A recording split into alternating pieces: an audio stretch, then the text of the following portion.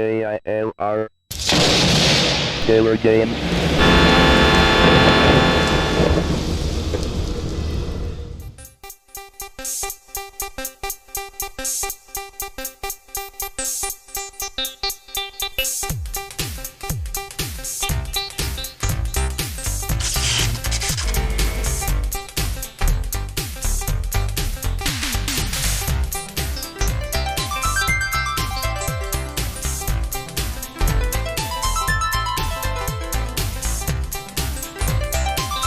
Hello gamers, simmers, and pilots, I am the Killer Gamer, and welcome to the tour around the world featuring Microsoft Flight Simulator 2.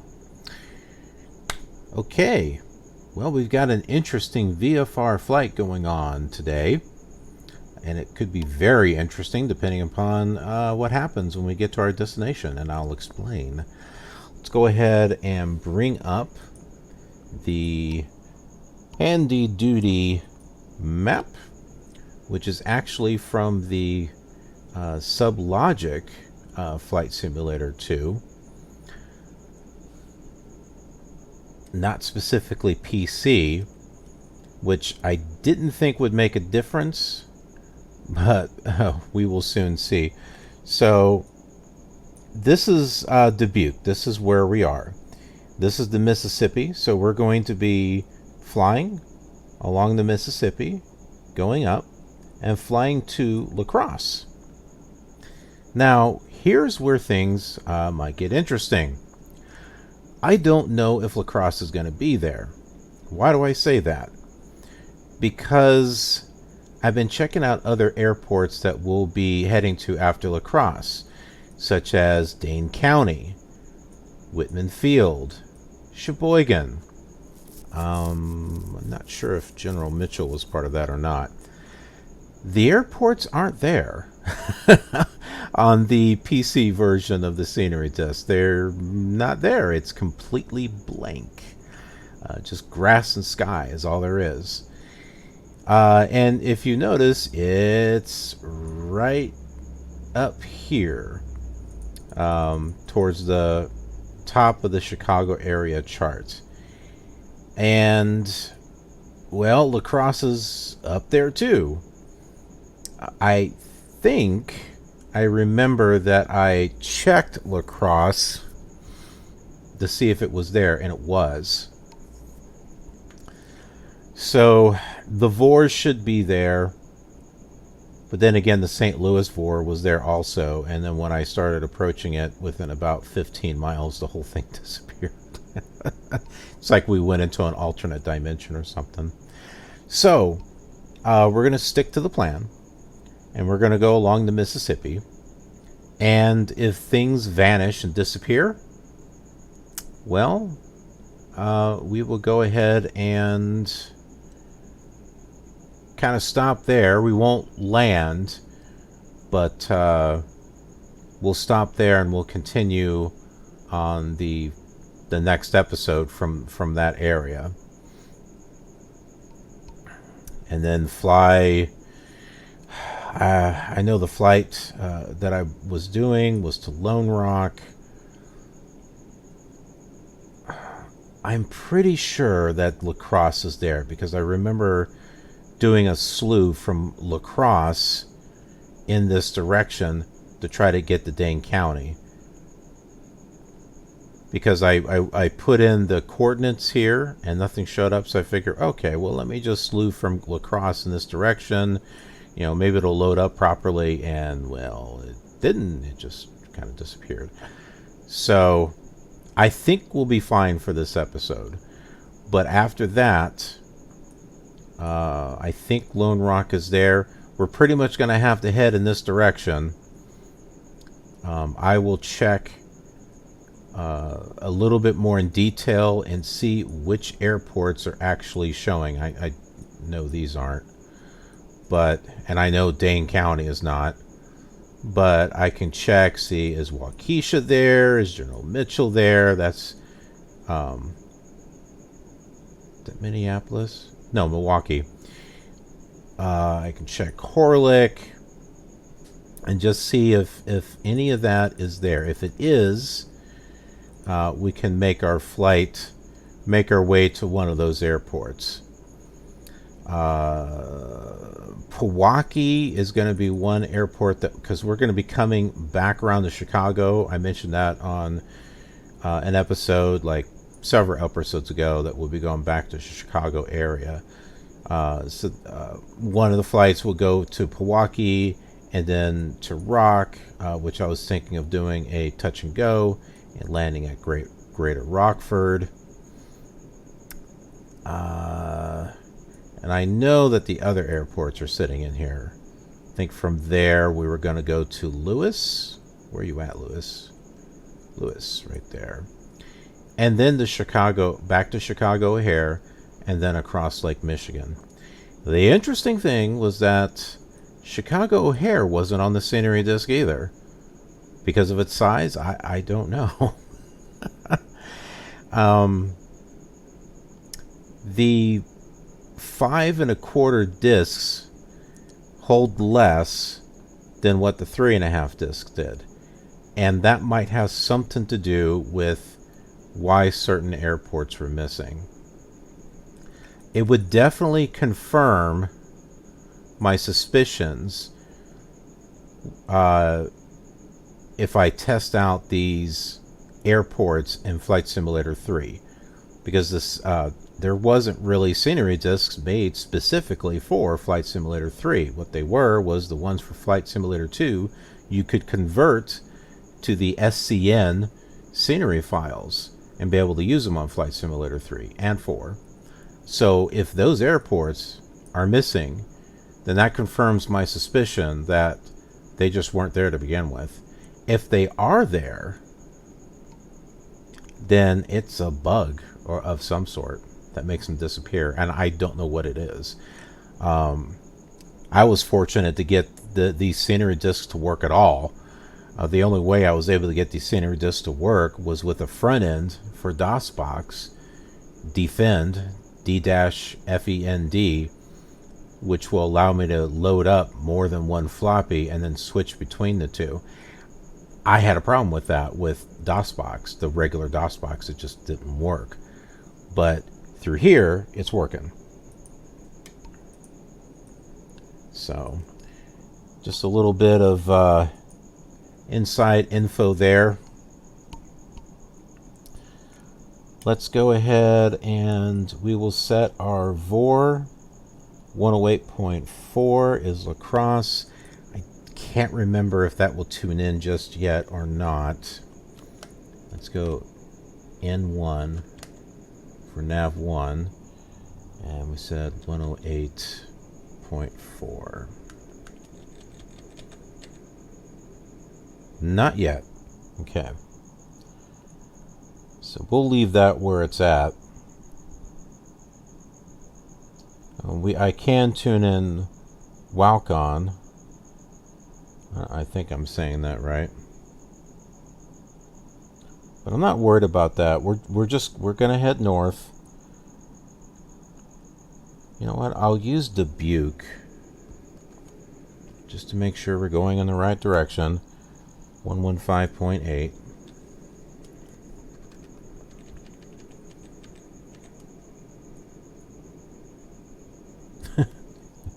It's off. Probably because we're sitting right on it. And I will set a 330.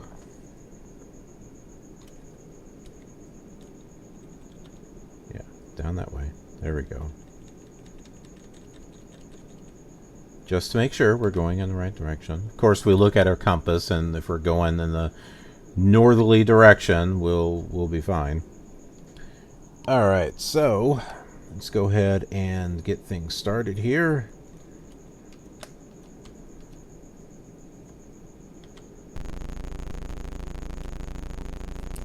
And there is fuel at the airport at La Crosse.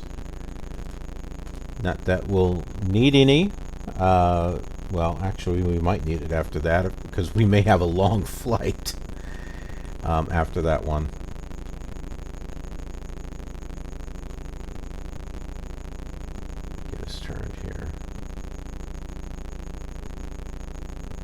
turn ourselves around.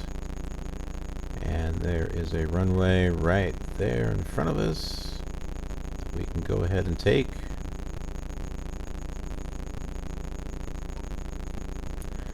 And we have clear skies. Nice clear skies. No wind to push us around.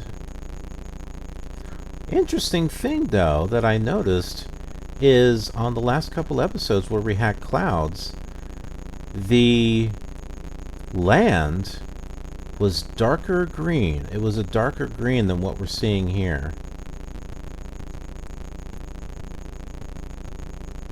That makes me appreciate the Microsoft Flight Simulator 2 a lot more, because on the Commodore 64 we didn't have those rich colors. There was color, but there was not that big of a variety of color. And the reason why we've got a bigger variety of color here is because this is composite. This is not monitor based. If we did the monitor selection, there'd be scan lines, it'd be black and white, or it'd all be pink. It would look absolutely ugly. But the composite feature is what pulls up these much nicer colors.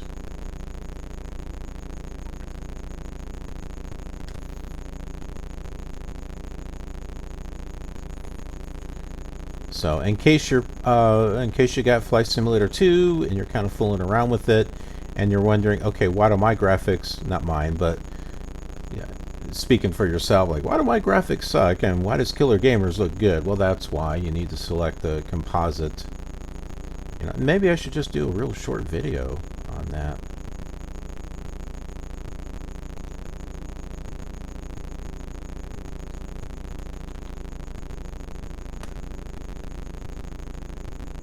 Use a make-believe taxiway here. Kind of turn around, add some brakes, add some more brakes, even more brakes. Now get over here on the... Come on! Stop wigging, wagging around here. I'm trying to get centered.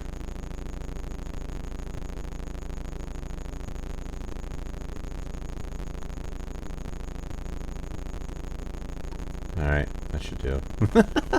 That'll do it. That'll be enough. Well, I think we're ready to go. So let's go ahead and start throttling up. I'll adjust my rudder here so that way we don't fly off into the grass.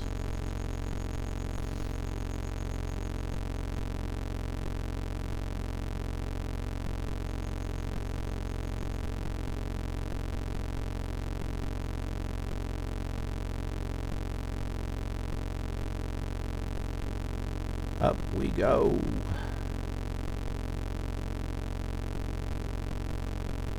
G for landing gear. We will go ahead and click that. Bring our landing gear up.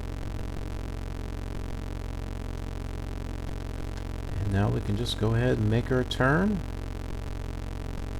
Well, we know we're going the right direction, so I'm not too worried about nav 2. And we will just fly in this direction. We'll fly over Dubuque. How about that? So that there is Dubuque.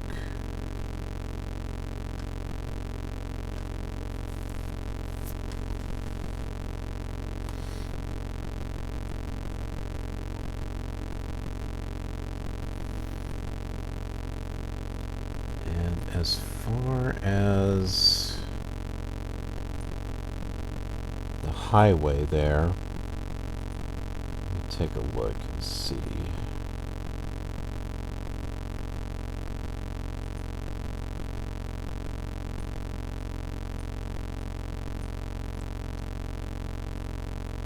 Okay, so it's not a interstate. It looks like it's Highway 20? State Route 20?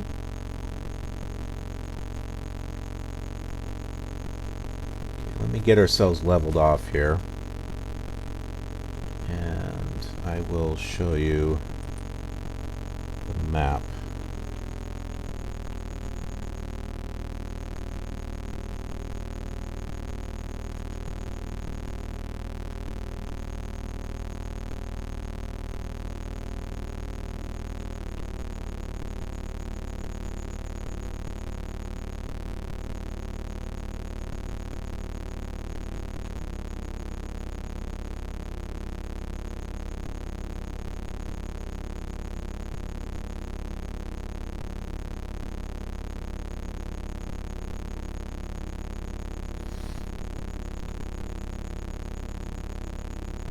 It'll be a long flight, but I've got some ideas of some things that we can chat about, that I can show you, kind of keep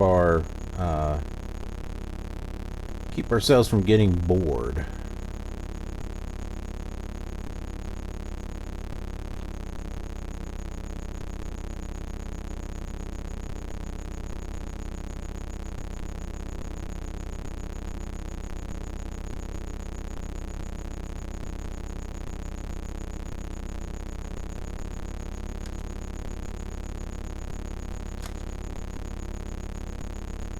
Adjusting my trim, my throttle. That'll help with our speed, as far as giving us some speed.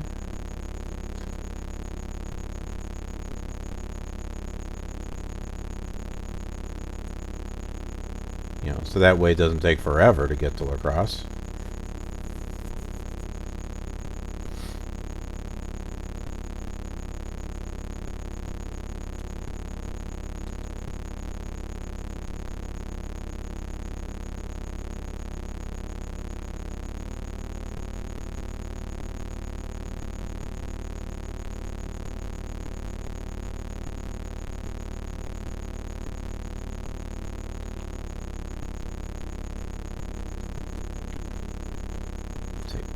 Window here. So that's the Mississippi River going south. Yeah, decent sized river.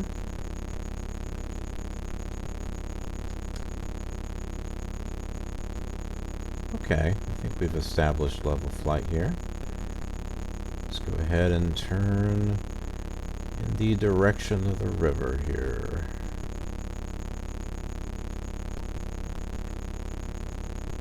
And we did this same thing on the other simulators. The interesting one was Flight Simulator 5. We got to a point where the river disappeared. Or it not disappeared, it just ended. Which I thought was odd.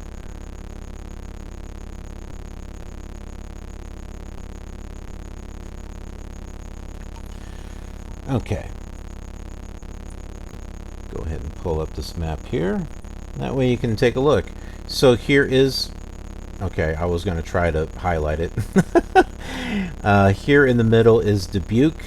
You can see the 20 goes right across. So there's Dubuque, there's East Dubuque. I saw East Dubuque on the other side. Let's go ahead and pull that back up here. That's the 20. So you can see it a little bit on the other side. That little tiny little part there. That's East Dubuque.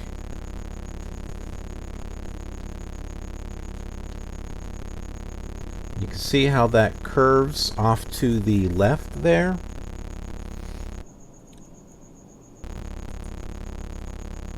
Lost our sound there for a moment. Looking back at the map here, if we zoom out, you see it's heading off to the left. So, you know, this is the border of Iowa and Wisconsin. And then it's going to go back north again. It'll split off. I believe that river is right there. What is that? The Waukesha River? No, it's the Wisconsin River. It's just hard to read it. So I believe we're going to see that. And then we just kind of continue. There's going to be some areas where it's going to get big. You know, and then La Crosse is right here. So we should be able to see all of that.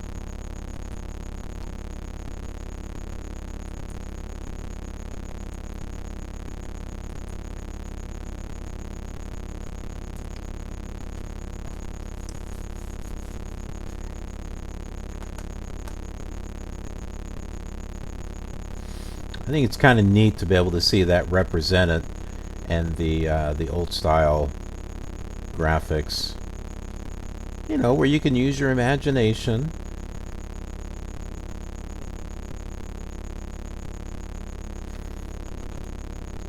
Take a look out the rear of the airplane. Okay, we no longer see the airport, so we're a little ways away.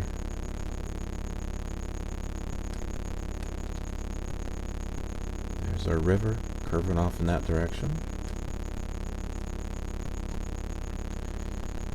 See, I suspect that these graphics are going to be the same for the SubLogic Flight Simulator 2 because these scenery disks were created by SubLogic. Which is why I thought it would have the same exact airports for the Commodore 64. Which actually was on a floppy, you know, an actual wiggle floppy disk. So I would think it would have, as maybe it didn't. Maybe it had more storage capacity than the one for the PC.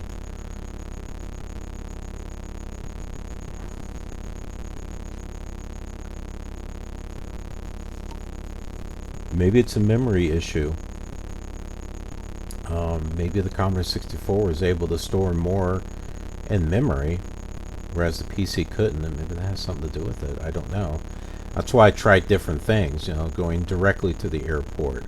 Maybe starting somewhere, you know, close where the airport loaded up and just slewing over there. Yeah, I tried different things, and you know, each time everything would vanish, including the VOR.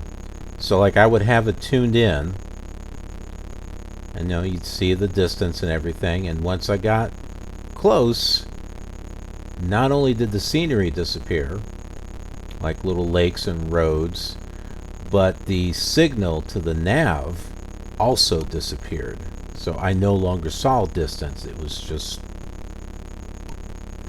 it's like flying in an area that has no coverage, such as north of this map.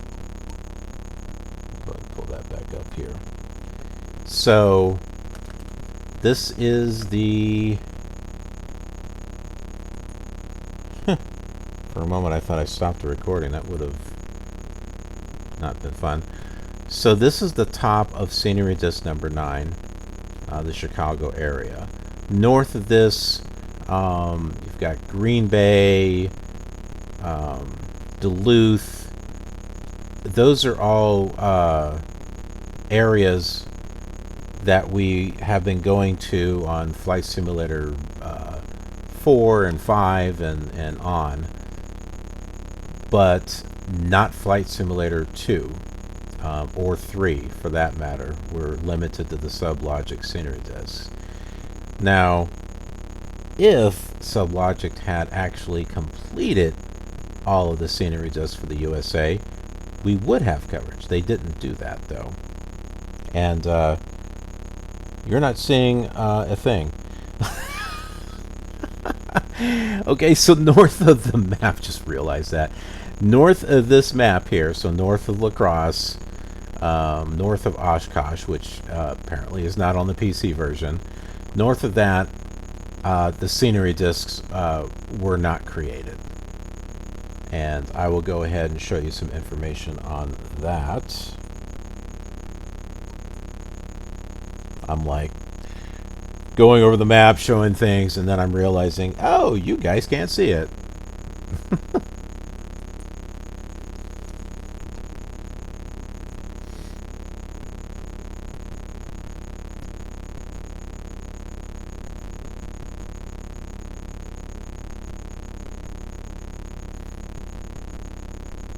Hey, we're losing some altitude here. Oh, no, we're not. I just hit A to adjust the altimeter because I know we're changing some altitudes and the land class, and it just adjusted my altimeter to 3,500.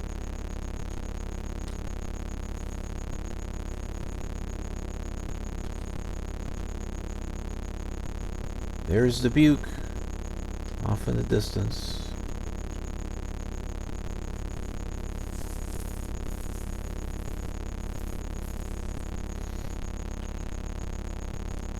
Okay.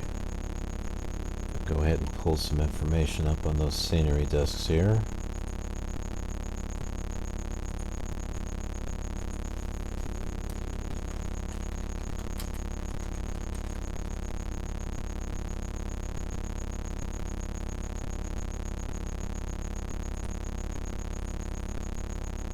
This is going to be from the c64-wiki.com.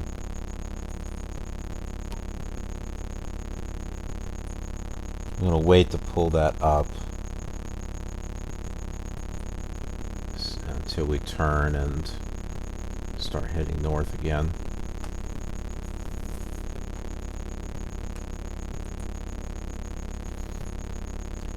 Now when I hit D to synchronize this gyro compass with the magnetic compass, it pulls up, I don't know, some type of scoreboard or something up there. I don't know why. Let me take a look at the cheat card. Well, no, D says set heading indicator. It just happens to do more than that, apparently.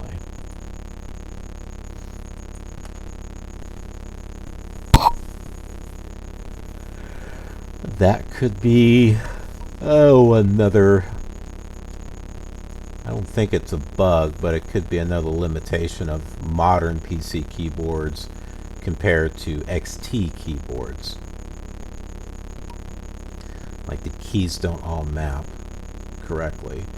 So like whatever pulls up that scoreboard normally, for some reason, is also tied into the D key.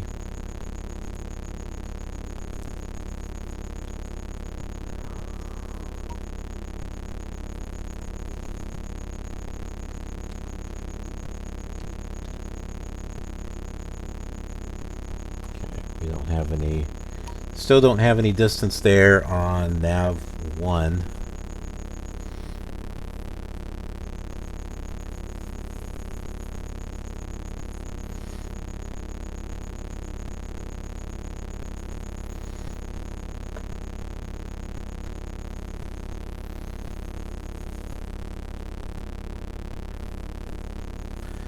With all the simulators I've been doing videos on, I was beginning to wonder if I was going to get very far on Microsoft Flight Simulator 2. And I was worried that I wouldn't even be able to get the scenery disks to work, but then I just did some research on multiple floppies, and there we go. There's our distance. We're 69 miles away, roughly 70. So yeah, a little bit of a ways up there. I did some research on like how do you switch floppy disks and stuff, and then I found out about Defend. Again, that's D-FEND.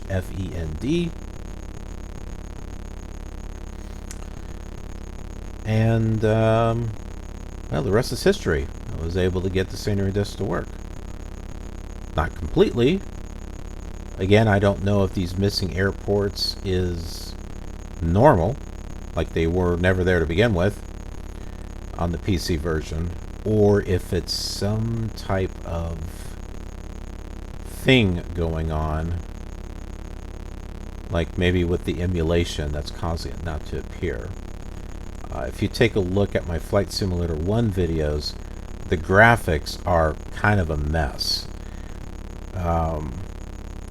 The airport lines are, it's just, they're squiggly. It looks like spaghetti. They're all just off in a different place altogether. And that has to do with the emulation, from what I've been told. If you played it on a real XT PC, it would show up correctly. I can't verify that because I don't have a PC that is that old. And to get one that's that old is going to cost you like $300 to $400.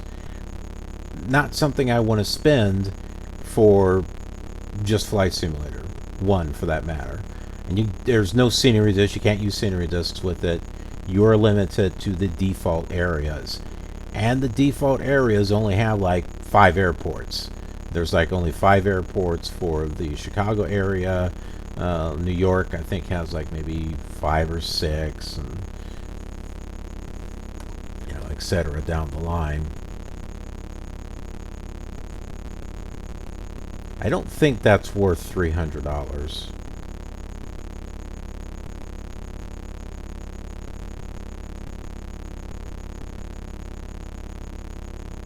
But I didn't want to leave that out of my videos, so that's why I was, leave that out of the tour. Those I don't call the World Tour. It's like the Chicago Tour, the New York Tour, etc. I didn't want to leave them out, though.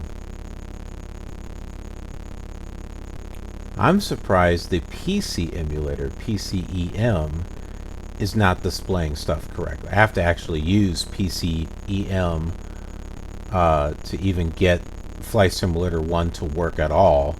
It does not work on DOSBox.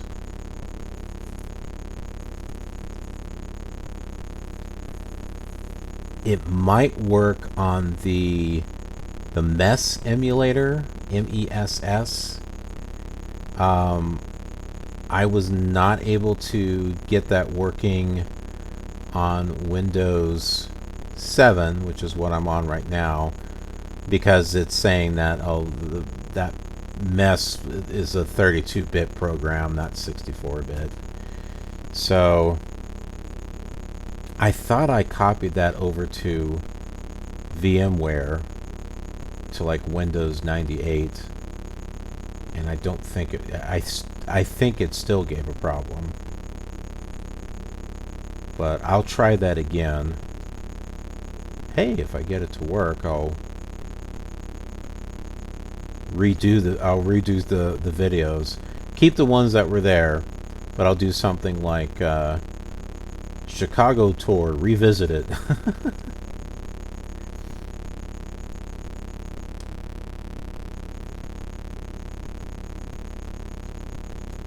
Adjust our heading a little bit more here.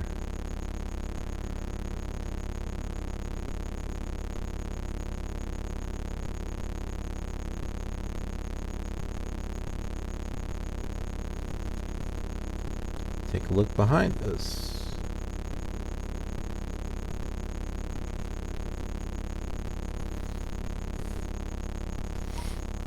Okay, we're on our way. 63 miles to go. Let's go ahead and pull up that information on the SubLogic Scenery Disks. So here we go, SubLogic Scenery Disk. If I were to scroll that down, you wouldn't see it. It's underneath my head here. It says SubLogic Scenery Disks. So do you see this map right here? These are the numbers. So 4, it's underneath my face cam. 3, 5, 2, 1, 6. 1 through 6 were done. Those were completed. Here's number 9. There's 7. 11. Not the convenience store. And then 12, which is the New York area and stuff. The ones that weren't made were 8 and 10. So north of Scenery Disk 9 is where Duluth and Green Bay, the North and South Carolina, that's all in Scenery Disk 10, which was never made. So there's not coverage up in this area.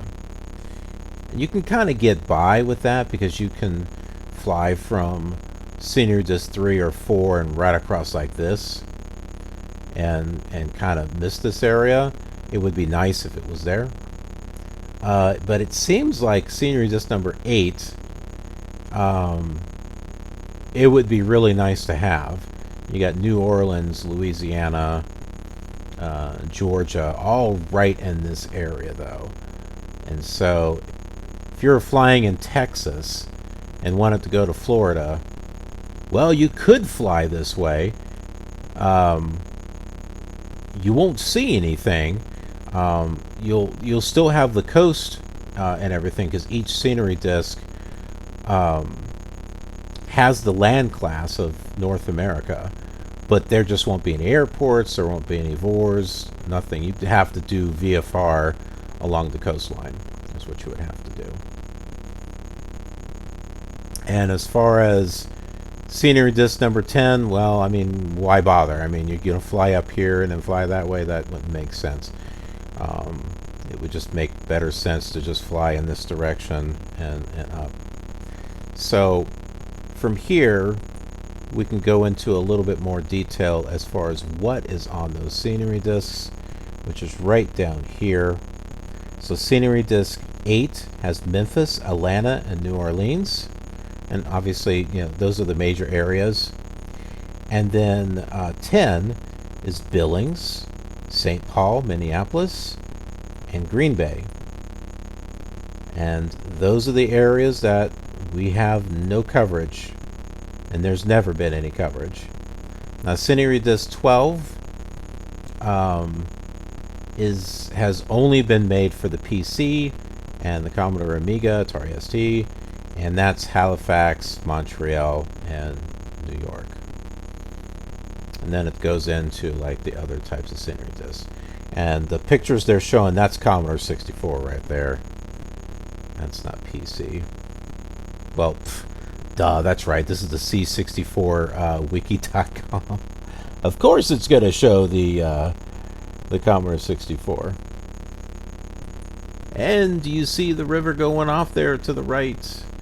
Right there, it's forking off there. That is the Wisconsin River. Told you it'd be there.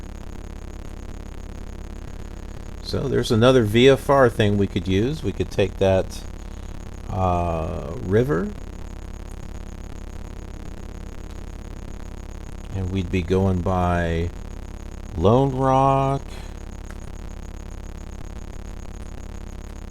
It would be going north above Dane County, but once we get into that area, there's like no scenery. We would see green grass and sky, and that's all we would see. And don't you worry, once we leave La Crosse, you're going to see exactly what I mean. And by that time, I will know whether or not it will do the same thing on Flight Simulator 3.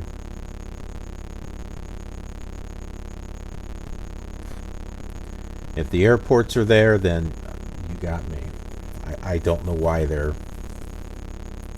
I don't know why they wouldn't show up on Flight Simulator 2.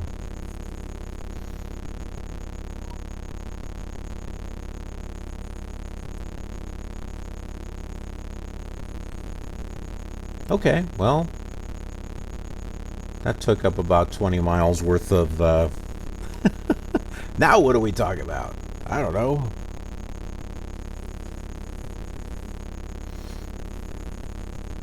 I'm thirsty, though.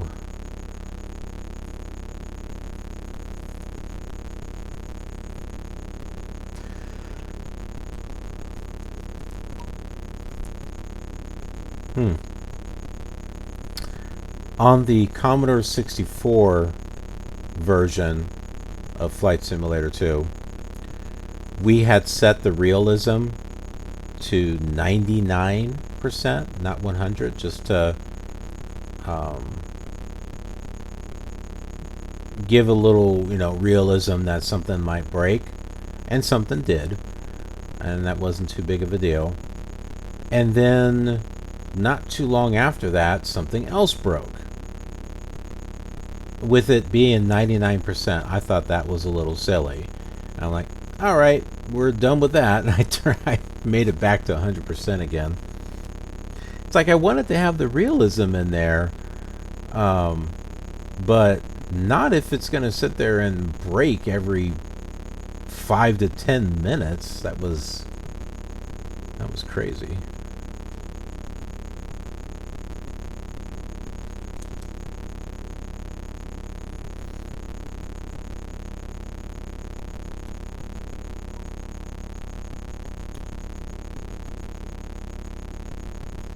So Walcon is right in this area here. The river winds to the east and then comes back around. I'll go ahead and show that to you on the map.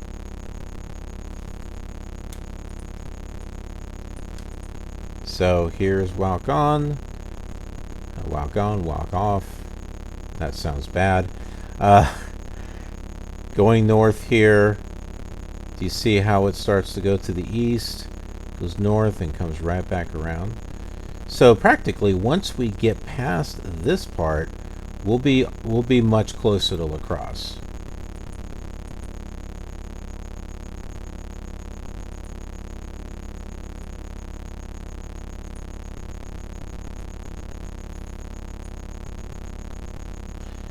And speaking of which,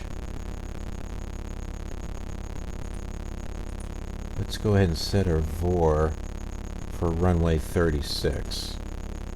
V1.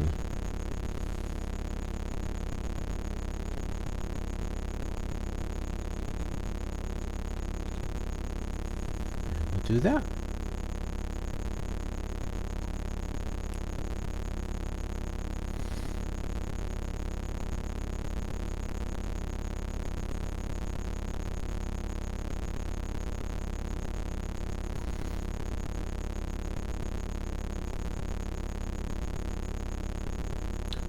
Some other bits of information that I can kind of go over with you.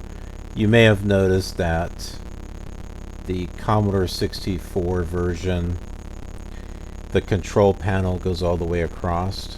Just kind of, you know, where you see this black little area here. It went all the way across. This area here with the nav radios is a little bit different. And you might be wondering, okay, so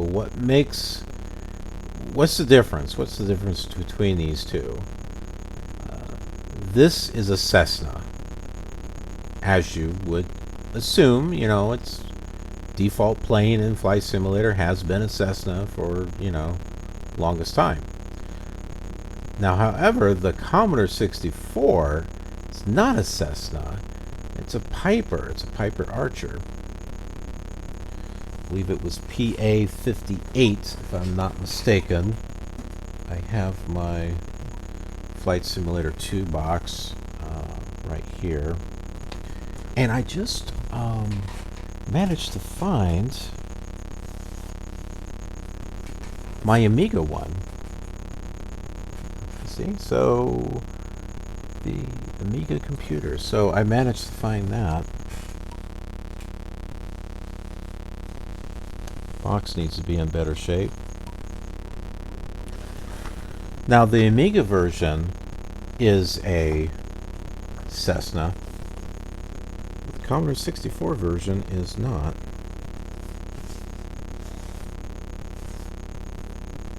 That's the operating handbook. What do I do with the other book? Hopefully not lose it. Or is it in here? Oh, it's in there. So, Pilot's Operating Handbook and Airplane Flight Manual. Go to the beginning. The Commodore Flight Simulator 2 simulates the instruments and flight characteristics of a Piper PA-28181 Archer II. Single engine, 148 mile per hour, non-retractable gear aircraft. So, like this, you have landing gear that you can retract. The Commodore 64, you don't. The Commodore Amiga has retractable landing gear.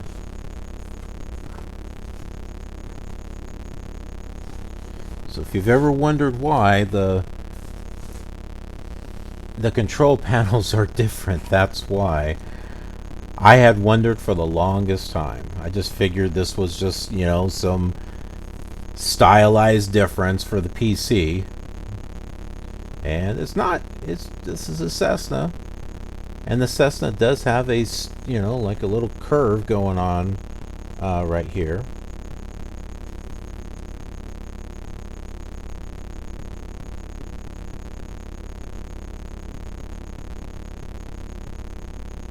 You may be wondering about, well, why do we get this little blue line and little blue line? Once we start getting, you know, higher north, there becomes less and less of a Mississippi River. You got all the land and stuff that's going on in between. So that's what's going on here.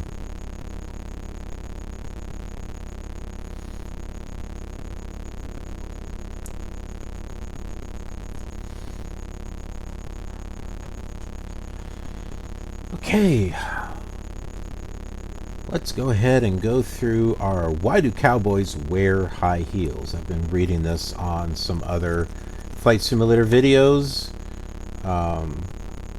such as 4 and 5, I believe. I'll give you some examples. Ever wondered how a monkey wrench got its name? Who first talked turkey? Jive turkey. If anyone really did kick the bucket, or why we pay through the nose. So things like that. So, why should something be true if it comes straight from the horse's mouth? It's got a little picture here. It's like, bah! For centuries, people who bought horses from other people would listen to what the seller had to say, then ignore most of it. The only way to determine what a horse was worth was to walk it around, then check its teeth. The latter especially told the tale. If the teeth were healthy, the horse was probably in good shape. Thus people said that if information came straight from the horse's mouth, it could be trusted. Meanwhile, horse traders, anxious to unload less than healthy animals, would think of ways to keep the prospective buyer from looking in the animal's mouth. A seller who could do that was said to have a horse sense. I don't know, would they call it a horse's ass? Another expression that's still with us. As for horseradish, that's a corruption of horse, like horse throat, H-O-A-R-S-E, which is what many people become when they eat it. I wouldn't say I've become hoarse after horseradish. It's just more like really spicy, but not spicy, if that makes any sense.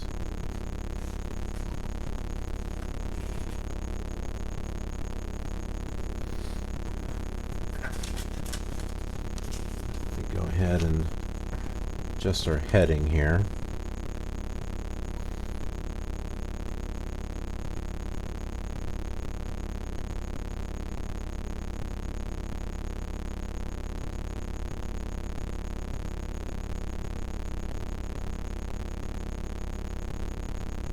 See, we're not too far off from the Crosse VOR here for 360. So we're doing just fine. We do need to raise our altitude, that's for sure.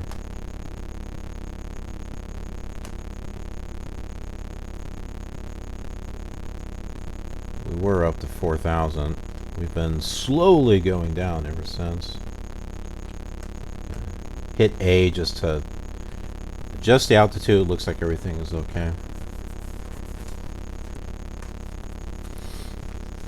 Okay, what other fun fact do we have here? Do possums play possums? Or possum? Yes, but they're not playing. When threatened, most possums will hiss at their enemies and discharge a fluid that has a foul skunk-like odor. If that doesn't work, this marsupial, which is a pouched mammal, will literally fall over unconscious. So like playing possum, playing that you're dead. Possums have a lower metabolism than most other mammals, so it's easy for their bodies to shift into low gear. When they do, their limbs don't move, their tongue hangs out, and their breathing and heartbeat becomes so shallow as to be undetectable. To all outward appearances, they're dead. That's usually enough to send most predators scurrying, since they don't like to eat any animal they haven't killed. After several minutes, the possum will wake and be on its way. By the way, the possum is the only marsupial native to North America. And we'll do one more here. Do mice really love cheese? They like it, but given a choice, they'd rather see other foodstuffs on the menu. Mice, like most rodents, are primarily vegetarians. Their favorite foods are greens and fruits of any kind, as well as seeds, nuts, sprouts, shoots, and buds. Among non-vegetable dishes, peanut butter. That explains why my wife was saying on a mousetrap, put peanut butter on it. Bacon and bugs top the list. When mice move into a house, they go after bread and baked goods first. These are typically stored in bread boxes, cabinets, and elsewhere, so historically mice have had to settle for what was out, which was usually the cat's bowl of milk, or we don't give our cats milk, we give them water, or the leftover cheese from dinner. It was easy to see that the latter had been nibbled, so people naturally assumed that cheese was a favorite of mice. That does work in a trap, though a peanut butter, I don't know of a peanut butter, celery, and fly sandwich will get them for sure. So some of the other things on here are elephants afraid of mice. Do camels store water in their humps? Do crocodiles shed tears? Why do earthworms come out when it rains? So they're fun little things to go over and share.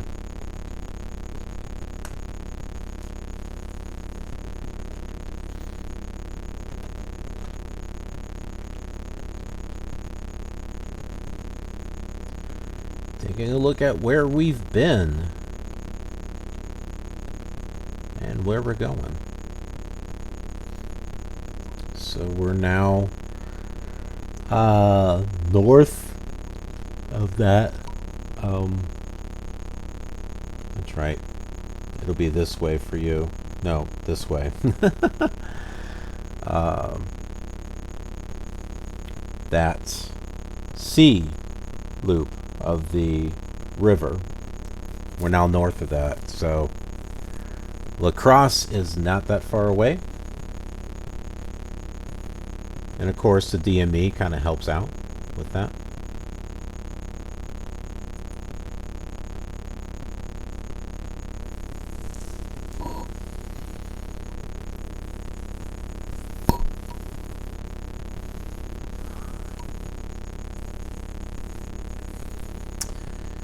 And the graphics haven't disappeared yet, so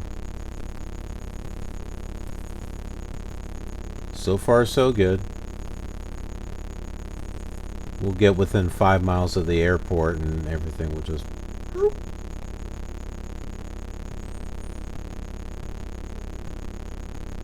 It really surprised me when that happened with Chicago O'Hare. I'm like, what? Why is that disappearing?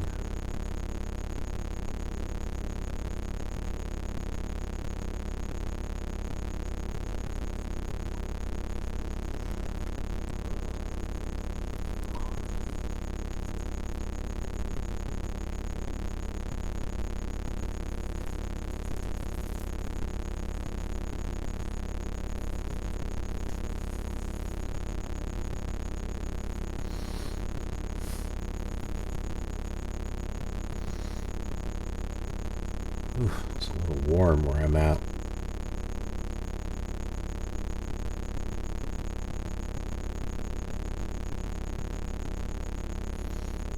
It's 5 in the morning.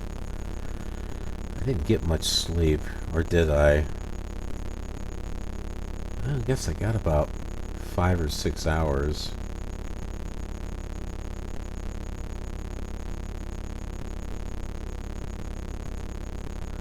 A little bit tired. I'll lay back down after this.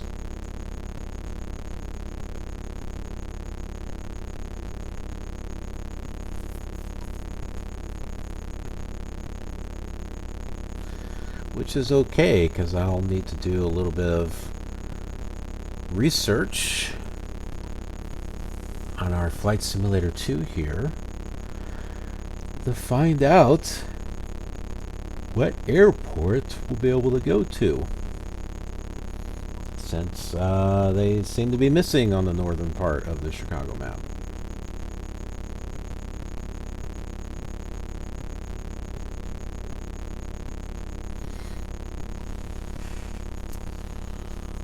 "27 miles to go."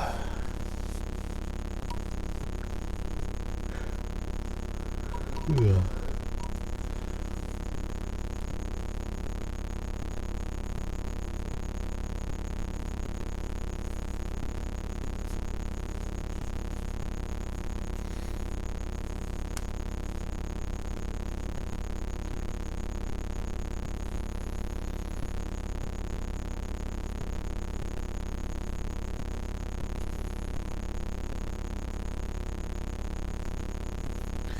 Crosse was the original airport that I stopped at on the Commodore 64 and the Amiga, and then those two were on hiatus because the other simulators kept going north.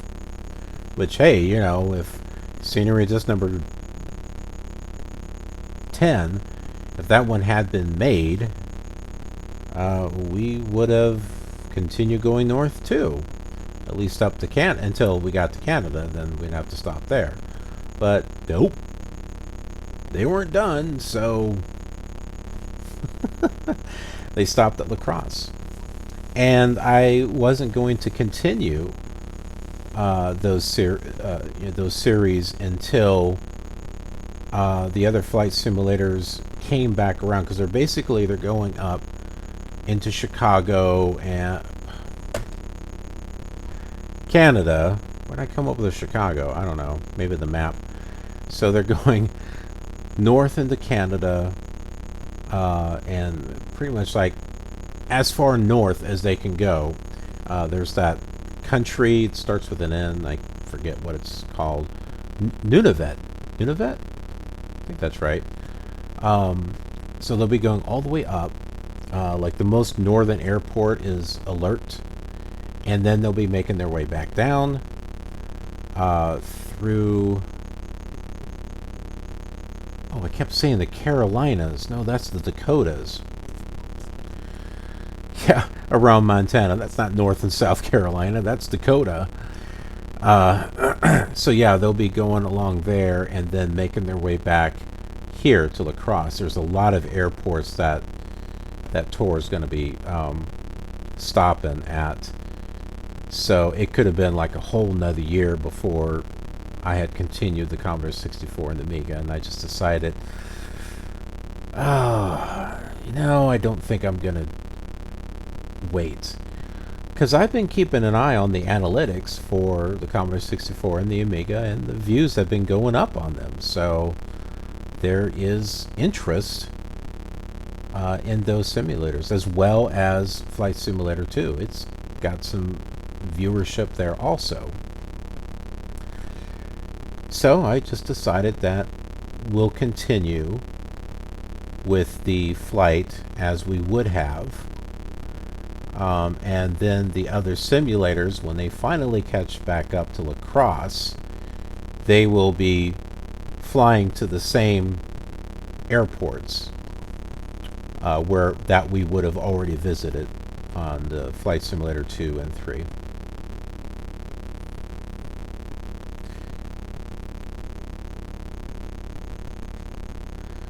So basically, these simulators will be ahead of the game. And Flight Simulator 2 and 3 will get to Western Europe before the other simulators get there. So, hey, something to look forward to on Flight Simulator 2 and 3.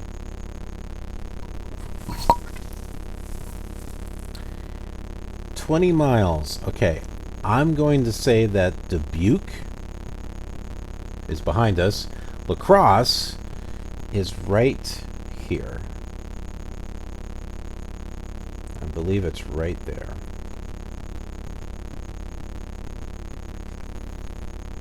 Let's see if I'm right.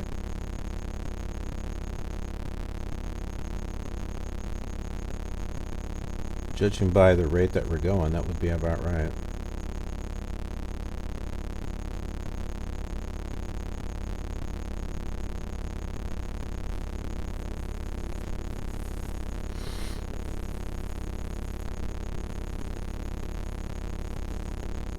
I gotta say though, this is exciting. This is exciting that I'm finally getting up to La Crosse with the Microsoft Flight Simulator, and I'm working on Flight Simulator 3 as I'm recording these, so that way both simulators are in sync with each other until we get to the missing airports.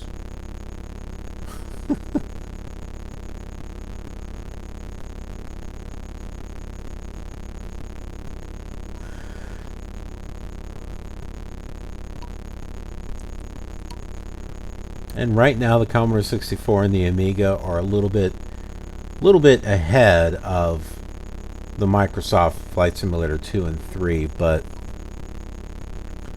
I'll be adjusting the scheduling of the videos to give Microsoft Flight Simulator 2 and 3 a chance to catch up with SubLogic Flight Simulator 2. And then we'll have 4 simulators that are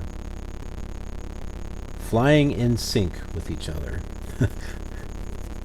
Well, that is until we get to Scenery Disk 12, and then the Commodore 64 won't be able to follow, but it is what it is. That is La Crosse ahead of us.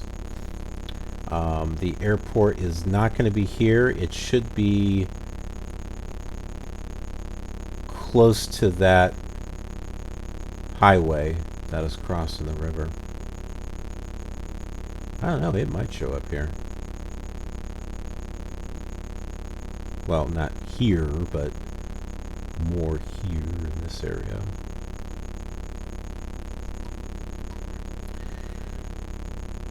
OBS number 1 is lined up there. Let's go ahead and line ourselves up as well.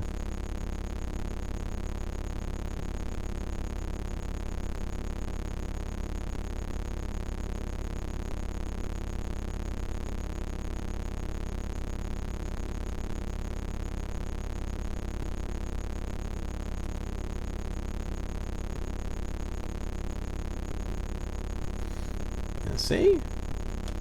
There's La Crosse. Not the airport, not yet, but that is the city of La Crosse.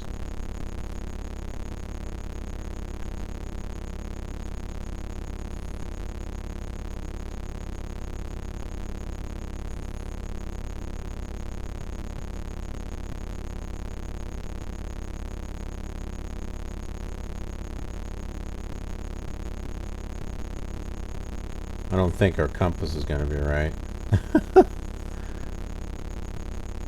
13 miles away. And the direction that we're facing is in the water. I don't think that's going to be right.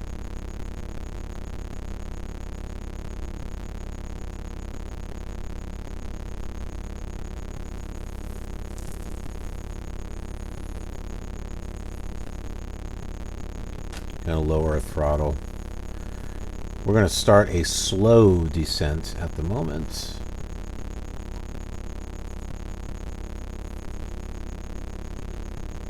Take a look at the back. looking southwards along the Mississippi River.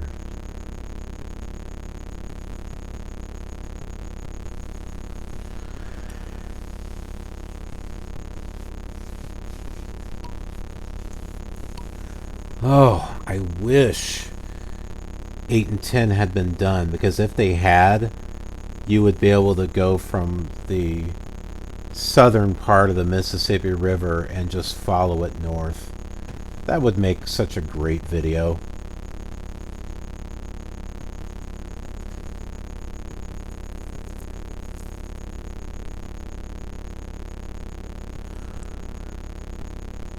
Okay. I didn't think they were going to have it, but there is a lake area off of the Mississippi right in this area here. And so the airport is the real airport is situated right there. I'll go ahead and show that to you on the map. Well, it's not really a lake area. So here we go. Before it starts turning off in this direction, it gets a little bit bigger here. The airport is, where is it? The airport is like on this little island here. I don't think we're going to see that island. I don't remember seeing it on Flight Simulator 2 SubLogic. But, yeah.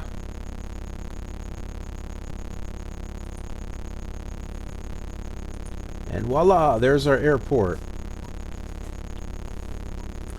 And I can see the runway also.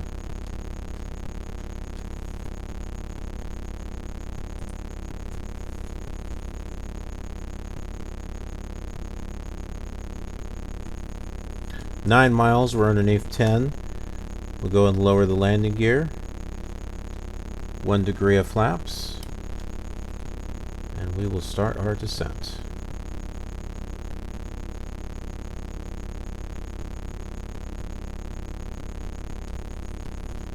Ourselves a little bit of up elevator here. Trim. That way we're not just spiraling downwards at an uncontrollable speed.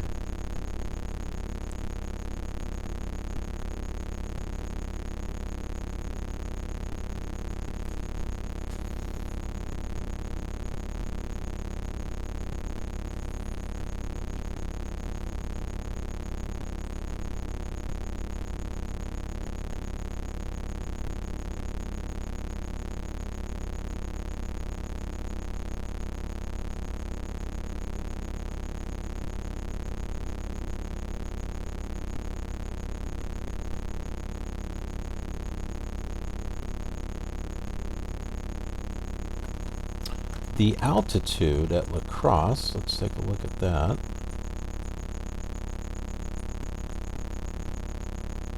.653. So it's not as high as it was in Dubuque. That was like just over 1,000.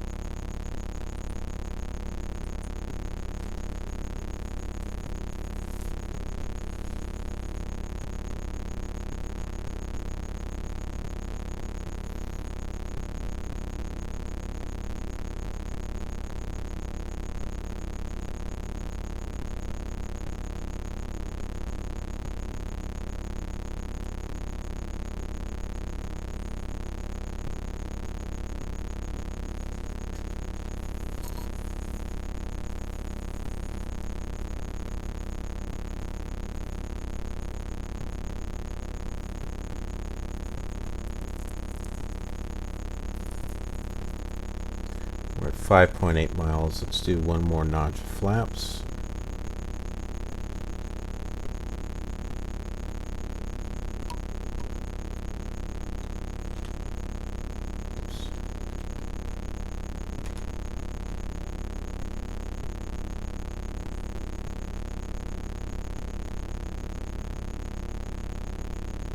We're slowly being able to make out that runway. There's 3 of them. There's one here, there's one perpendicular, and there's one at an angle right there.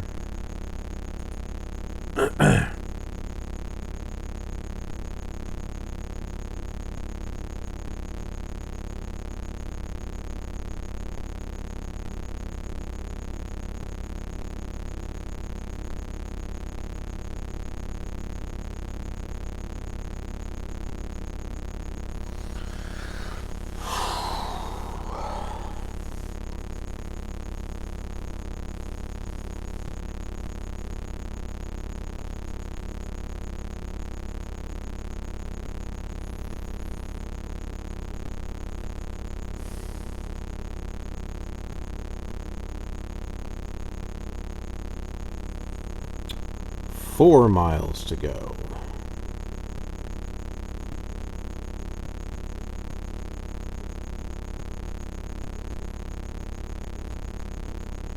So you see where I was telling you about the island that it's sitting on, and there should be some water on the other side, and it doesn't draw that out.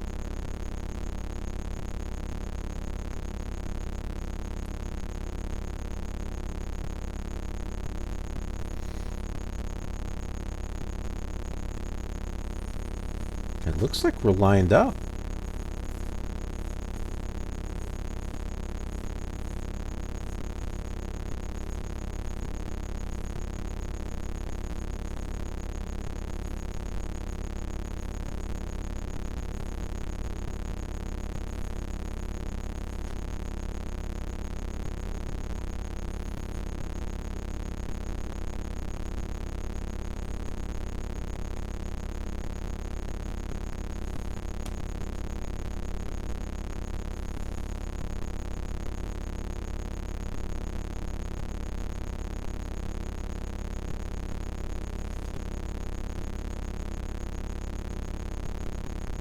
Move us over to the right a little bit.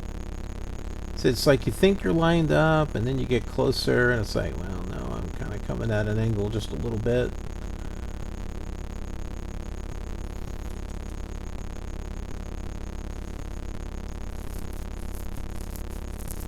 Maybe 2 miles. 2 miles to go.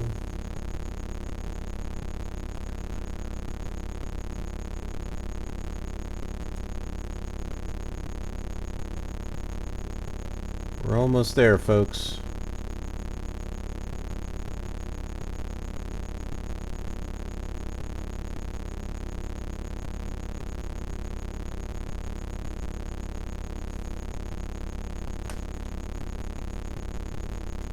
We'll start lowering some more throttle here.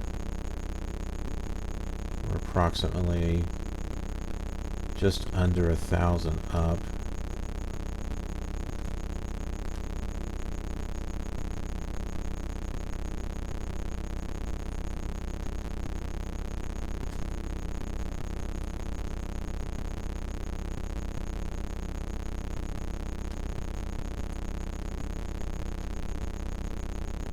Going off center again.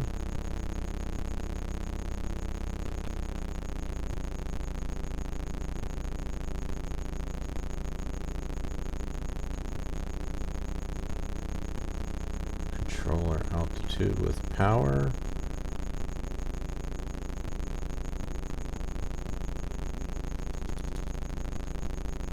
Start doing a flare.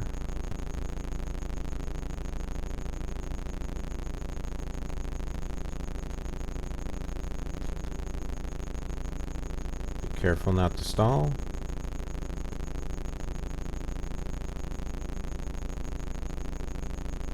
We should land.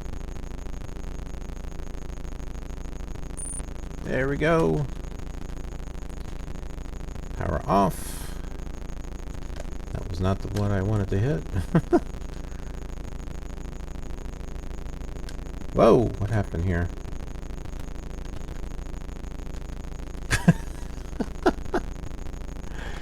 I don't know what happened there, but we kind of things kind of disappeared for a moment.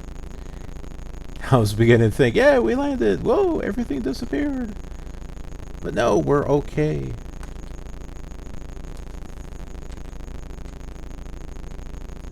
This has fuel. I don't know where, but it has fuel.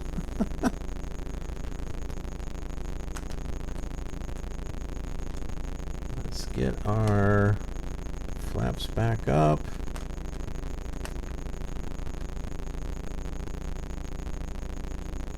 Go ahead and move ourselves.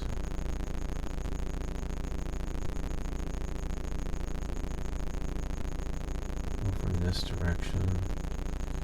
Not sure if, no, the fuel's not over here. I don't see it. Well, we'll get ourselves into the grass.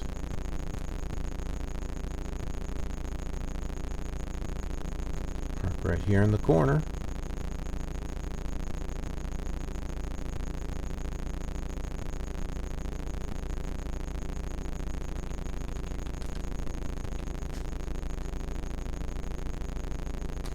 Okay. And with that, we're here at La Crosse. I wondered how long it would take me to actually get here, but we're here. Yay! So, went over some fun stuff. Why do cowboys wear high heels? We went over that and talked about the scenery disks and why we won't be able to continue going north, and the fact that there's going to be airports to the east of us that will be missing from scenery disk number 9 for whatever reason.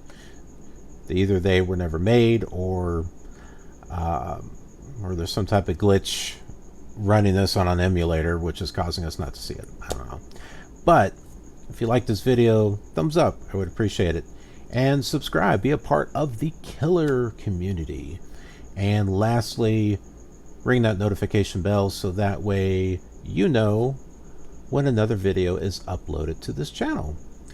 Other than that, thanks for joining me, and I will see you on the next episode, which should be interesting.